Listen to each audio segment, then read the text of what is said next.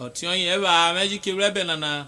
Urame miamia o Eguono Yesulo adu. Urame miamia Eguono Yesulo adu. Owewe aye mo mogo win you love. Owe oshale gbajiri uya rotewe wado.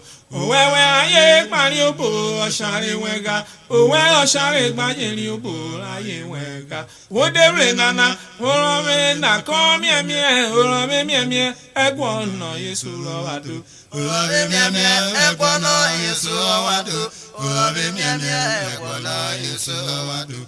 Owewe aye gbe mogo yuwe yo love. Owewe oshale gbe mogo rotewe wado. Owewe aye gbani obo oshale wega. Owewe oshale gbani obo aye wega. Wedere nana orole na komie mie urame mie Eguono Yesulo wado.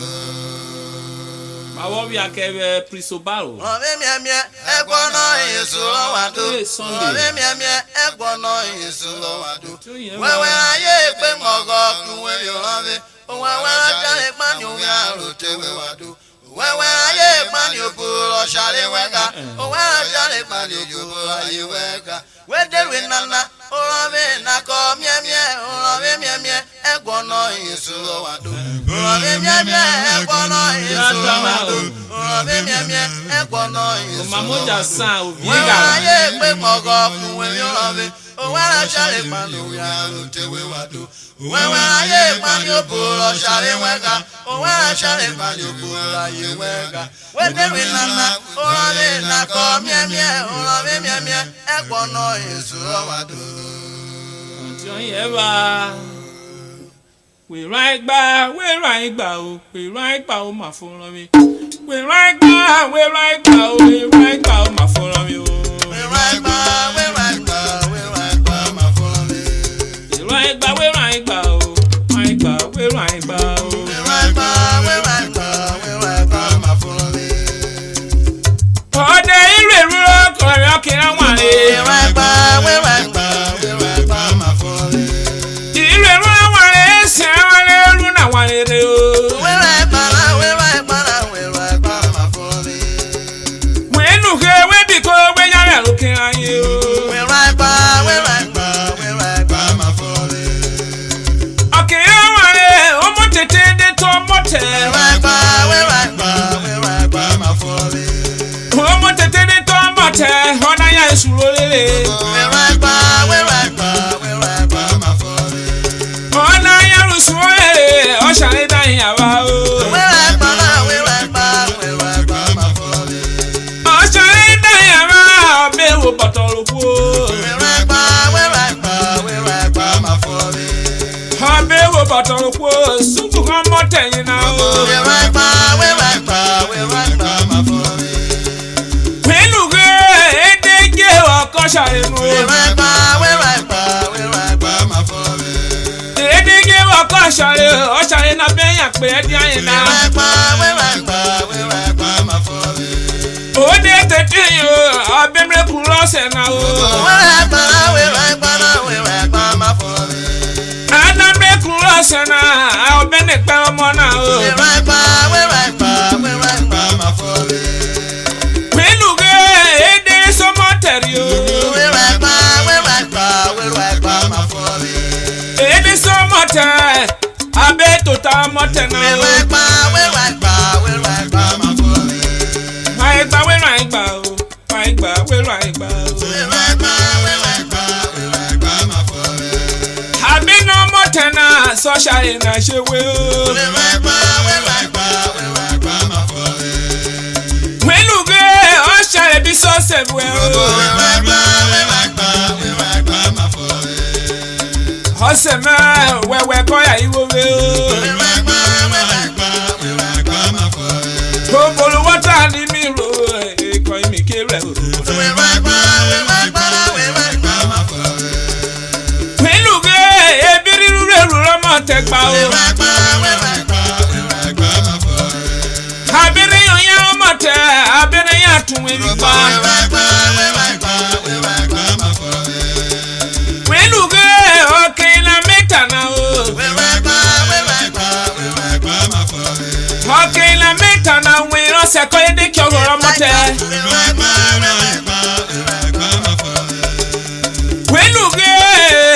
Asa okinela na o. Akwa madari abere no ba konya wa. Ireru awon na apa iloro flying. Asa okinela na ose kereni e o. Honi bose kereni e nyomo aye kyogore. Shomote on your vobio sari woro. Ama to badale na on your bukai wo ma wokun mi. Fakire tolara oro me ke yaga o. Fakire tonana ogo beja ifuro mi. Okay, I'm a boy, you did not take water. If there's one more that before we okay, la metana, or go call the full of it. Or go the Koshare, or go the Wadiakaye.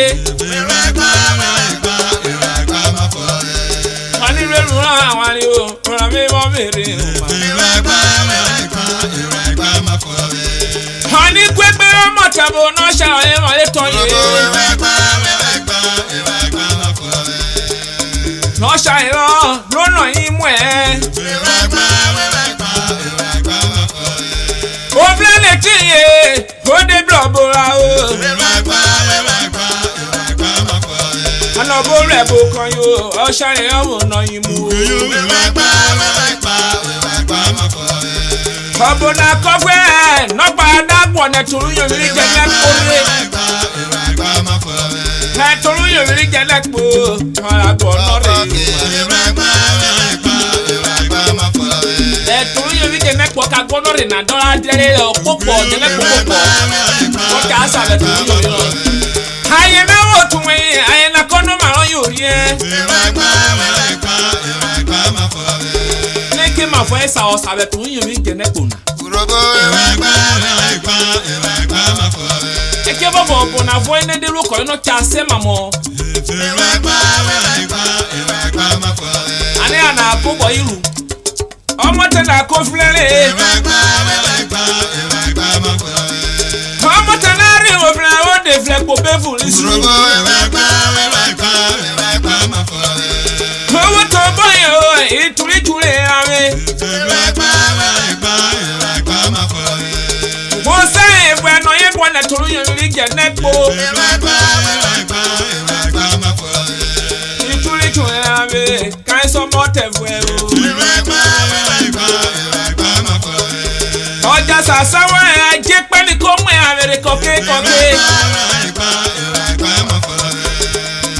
Joye koyo mote na gini Urhobo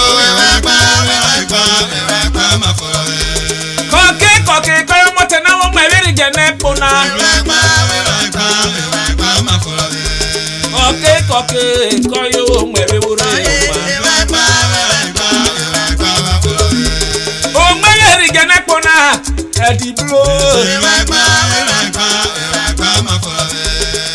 Ebuleti na Genepuna korifu ga mote na Oluyota wodegi ni mwe ameru Genepo koke ya me na komi ni mu po nyobo to ye ba Heda buloti yo mote na ri o mebiri Genepuna Genepuna ore ko bururu le o Genepuna ko dem na fuwe omo tana ko na fuwe no gini fuwe Genepuna ero omo mere de weju omo tana wo tete da sabe turu ye mi Genepo Hosametona wo de blobora o Katoli ye Genepo wata mesa ore esa me lo re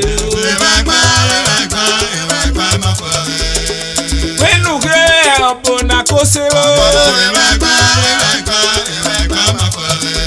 Oso motena ke ma bo wo da sawo.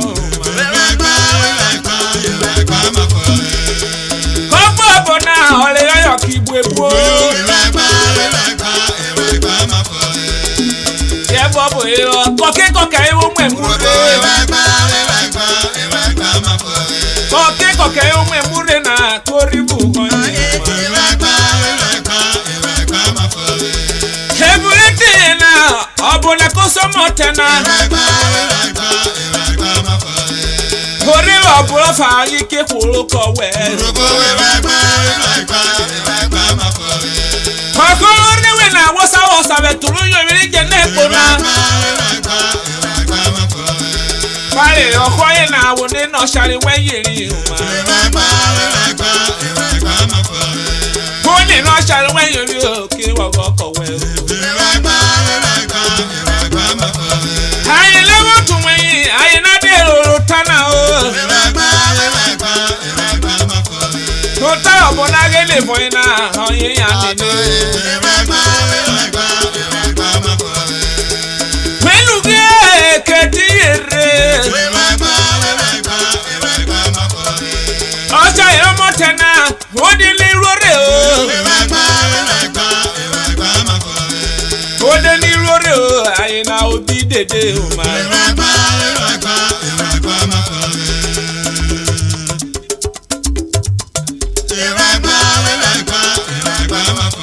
Oja kere kwe wono amiri betumule. Oja kere kono jemule no ni megere o.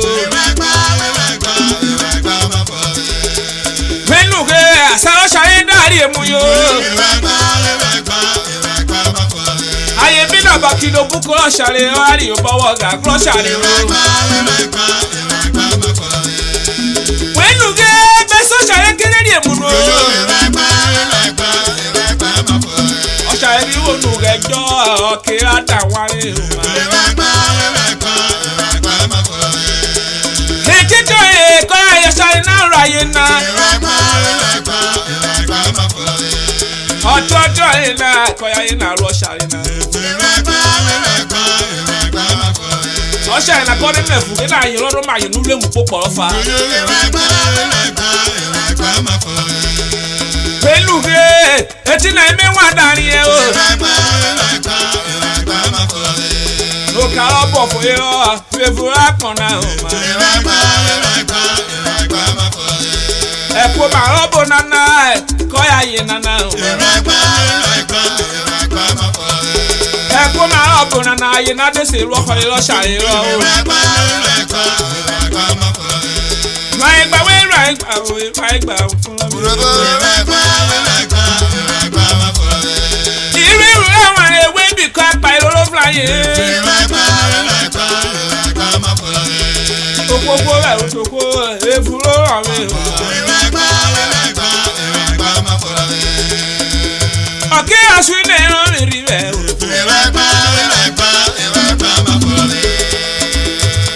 so yeba. Oye come Eguono Chief Joe Mfe. Onoro Eguono magwa. Ome Eguono jese. Se wa ikwoga oni lo bia ikwoga. Oye ko we me ro kweta na yelunwe. Ya tana o. Oye oke Chief Super Obaloko. Oye oko wo ni obo. Onegende omi Eguono ologun ijeso na ro kweta na sin yelun won baba. Oye wen oke Chief Jonathan Onomefe aka Omonomo 1 of Abraka Kido.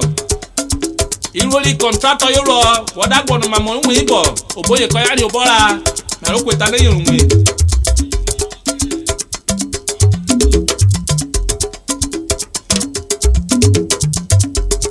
Yata now. Shegu MT Pinnacle Hotel Abraka melo kweta na yelunwe. Nenu won ya akola. Ame cha Olive. Amena ko jada o. Amena ko jada o.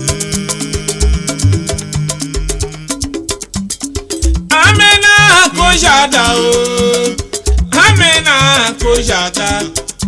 Esi kweku na me amena ko jada o. Amena ko jada.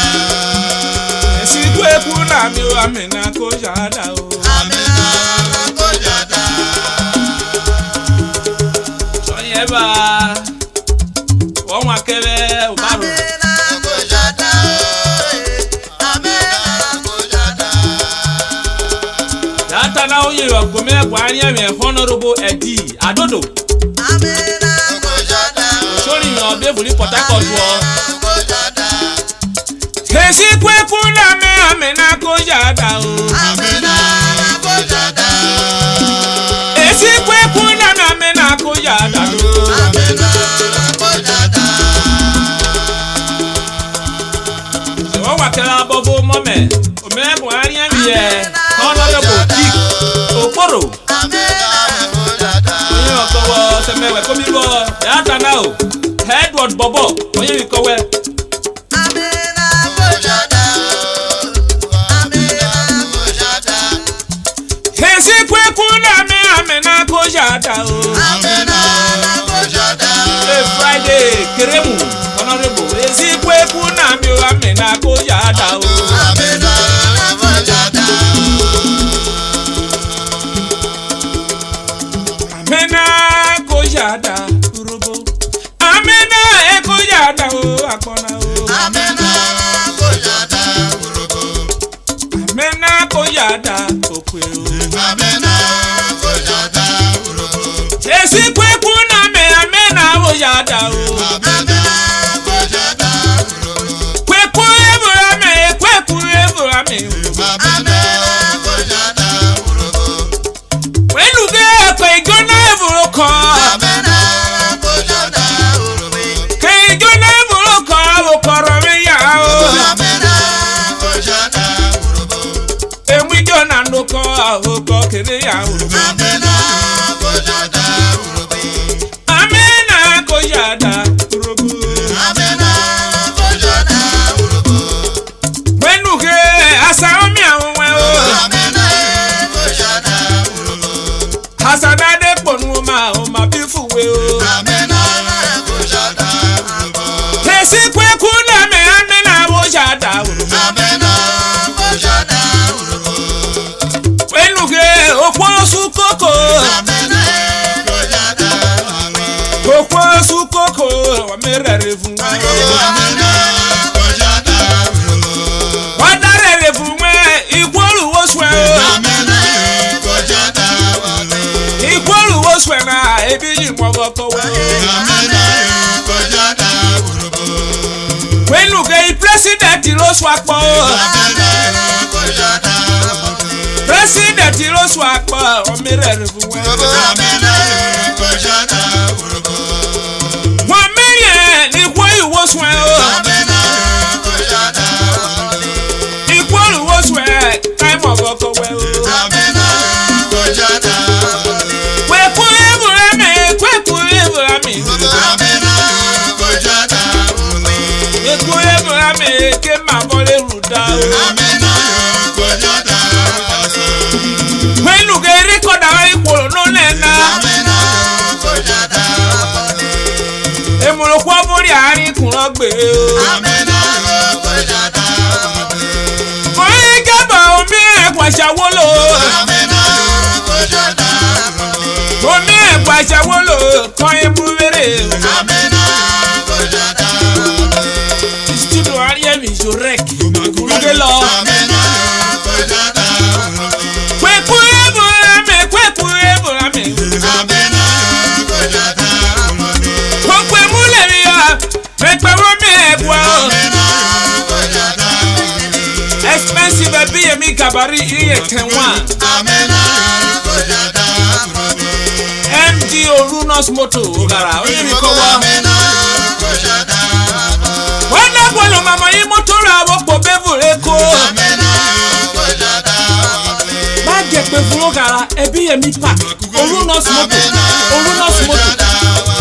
Wọ́n dé tètè yẹ mọ́tò rọ́yọ̀ tè mú ètè kó dẹ́ndẹ́n. Amena ko jada Urhobo. Ó ké mu ó tè kó òde rúdó ẹ̀. Amena kuna jasa sansan ebi jeta na bi Nigeria je happy emi gabari yentemi mewo ona mi eba osikwe kuna mi onye mi kowe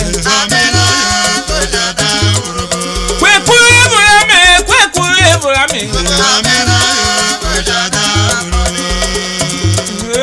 asune omi Okwe fire.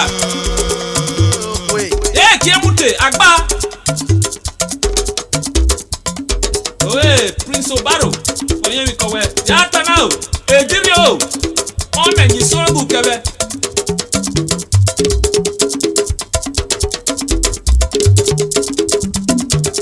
O ma moja sa. Ejiega. Ono mo nwi basic ewo. Ya tanao Sunday.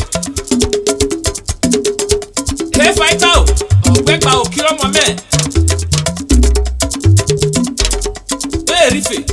Iri kowe. Ya tana insurance.